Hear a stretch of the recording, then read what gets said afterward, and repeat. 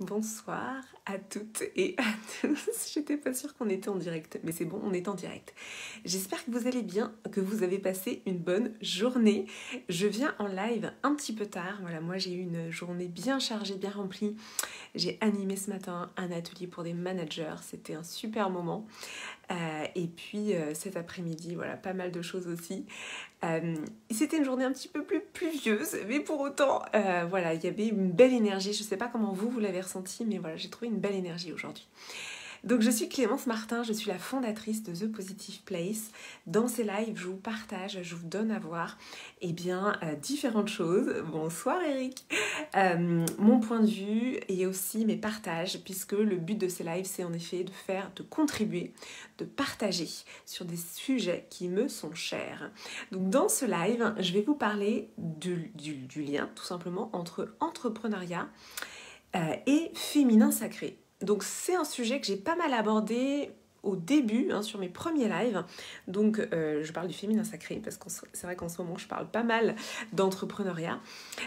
Et le féminin sacré, j'avais envie d'un petit peu plus vous en parler dans le lien notamment à l'entrepreneuriat.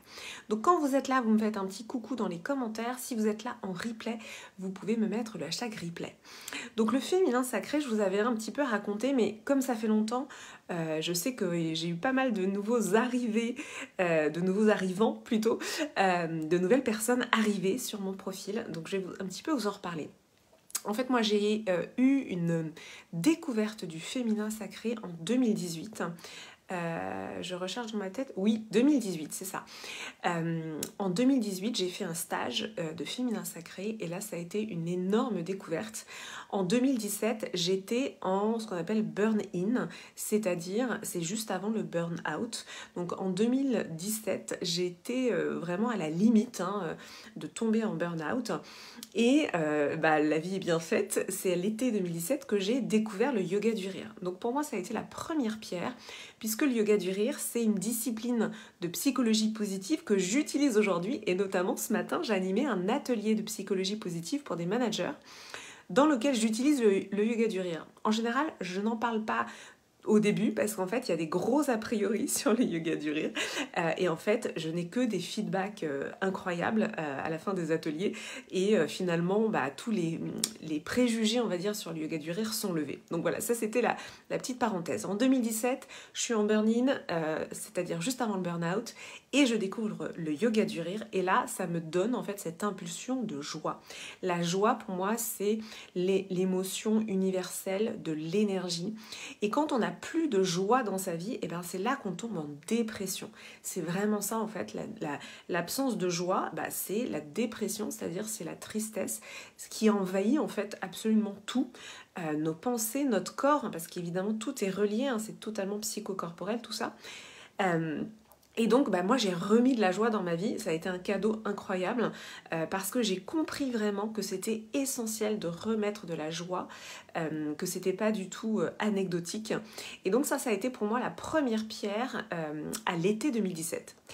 Et puis, un an après, à l'été 2018, je fais un stage de féminin sacré. Et là, ça a été une deuxième énorme révélation sur notamment la spécificité de l'énergie féminine. Parce que la joie, en effet, c'est une émotion universelle qui concerne tout le monde, hommes et femmes. Pour moi, c'est un moteur. Mettre de la joie dans notre quotidien, dans ce qu'on fait, dans notre métier, à tous les niveaux, vraiment, c'est central. Mais le féminin sacré, c'est vrai que ça touche aux femmes. Alors, pour rentrer dans le détail, les hommes aussi ont une part de féminin. Mais en l'occurrence, le stage que j'ai fait en 2018, à l'été 2018, c'était un stage pour les femmes, pour connecter au féminin sacré. Et ça a été une révélation, parce que ça m'a apporté des réponses sur des choses pour lesquelles je n'avais pas de réponse depuis très très très très longtemps. Parce que j'avais en tant que femme, on vit des choses, et en l'occurrence, moi j'avais compris qu'il y avait quelque chose qui m'échappait. Et j'avais un sentiment d'impuissance parce que je ressentais qu'il y avait quelque chose qui m'échappait. Ça peut paraître bizarre, mais c'était vraiment ça. Je ressentais il manquait quelque chose. Et j'ai fait ce stage de féminin sacré. Et là, ça a été donc une réponse énorme à tous mes questionnements, puisqu'en fait, le féminin sacré, on va se reconnecter à une période qui a existé. Alors quand je dis une période qui a duré longtemps, qui était avant justement l'organisation, la structuration patriarcale. On le date au paléolithique. Le paléolithique n'était pas du tout une période archaïque comme on peut nous l'apprendre dans les livres d'histoire. Au contraire, c'était une période incroyable où justement il y avait un équilibre entre le féminin et le masculin et où la vision, et pas seulement la vision, mais les femmes avaient une place centrale, une place sacrée. Donc le féminin sacré, je ne pourrais pas tout vous expliquer dans ce live, mais c'est se rebrancher à cette identité féminine-là. Et pourquoi on en a besoin? Parce que l'organisation patriarcale nous a beaucoup rabaissé, diminué, dévalorisé. Donc en 2018, je découvre cette ressource inépuisable et incroyable qu'est le féminin sacré. Et en 2019, suite à un événement professionnel, je me retrouve face à moi-même en me disant « Ok, qu'est-ce que je fais maintenant ?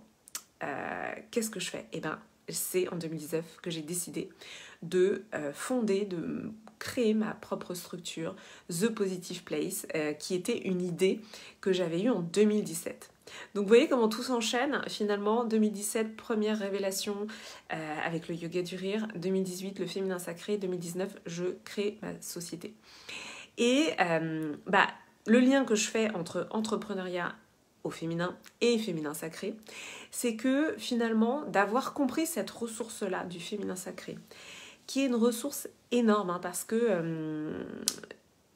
encore une fois, ça serait compliqué à expliquer dans le détail dans ce live-là, mais le féminin sacré, ça va à l'encontre des valeurs patriarcales, ça va à l'encontre de ce qu'on nous dit, c'est quelque chose qui est une ressource inépuisable de créativité et d'énergie.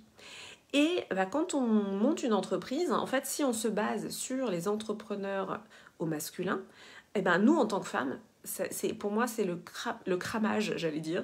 On se crame, en fait. Parce qu'on n'a pas la même énergie, on n'a pas la même façon de fonctionner.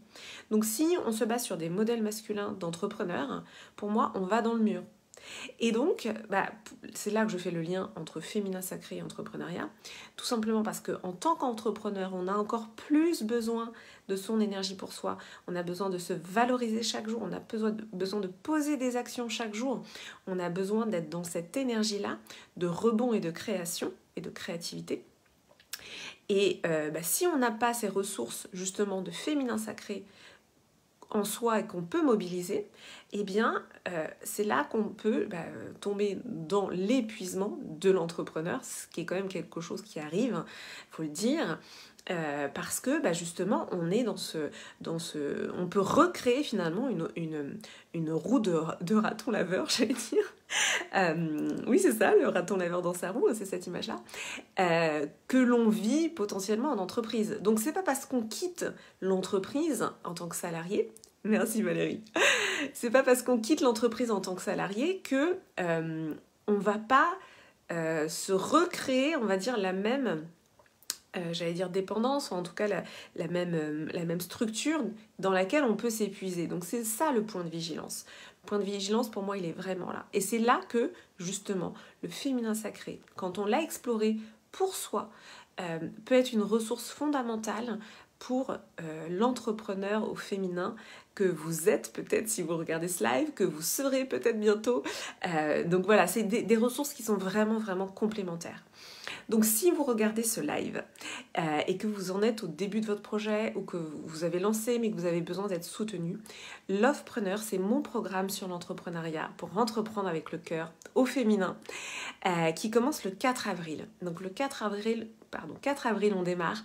On va explorer la vision, le storytelling, c'est-à-dire la manière de le raconter, la posture entrepreneuriale, justement, c'est là qu'on va aller explorer un petit peu ces facettes-là de féminin sacré pour pas s'épuiser. Et en dernier, les blessures émotionnelles autour de l'argent, la blessure de rejet, qui sont des blessures, on va dire, qu'on a toutes en fait et qui se révèlent encore plus quand on est entrepreneur et qui peuvent, ou à son compte, ou en ayant monté son activité, et qui peuvent vraiment nous tirer vers le bas. Donc voilà, si ça vous parle, si ça résonne, écrivez-moi un petit message en MP, je vous envoie le lien d'inscription pour embarquer. On embarque le 4 avril. Et sinon, je vous fais juste un petit teasing sur le féminin sacré. Ça faisait longtemps que j'avais envie de proposer quelque chose de différent. Donc je vous fais un petit teasing puisque voilà, dans les prochains jours, je vous révélerai une surprise, un univers dans lequel j'ai envie de vous emmener sur cette partie du féminin sacré. Qu'on soit entrepreneur ou pas. Vous l'aurez compris, pour moi, voilà, il y a vraiment avec l'offpreneur cette dimension entrepreneuriale. Mais voilà, ce dont je vais vous parler dans les prochains jours, ça sera vraiment axé féminin sacré. Voilà, je vais vous souhaiter une très belle et douce soirée. Merci à toutes celles et ceux qui sont passés. Merci Valérie, Philippe, Carole, Paul, Eric. Voilà, je vois pas tout le monde. Je vous souhaite une très belle et douce soirée. Si vous pensez, ressentez que quelqu'un a besoin d'entendre ce live, n'hésitez pas à lui partager. Je vais vous souhaiter donc une bonne nuit. Moi, je vais pas tarder à aller me coucher et je vous dis à demain.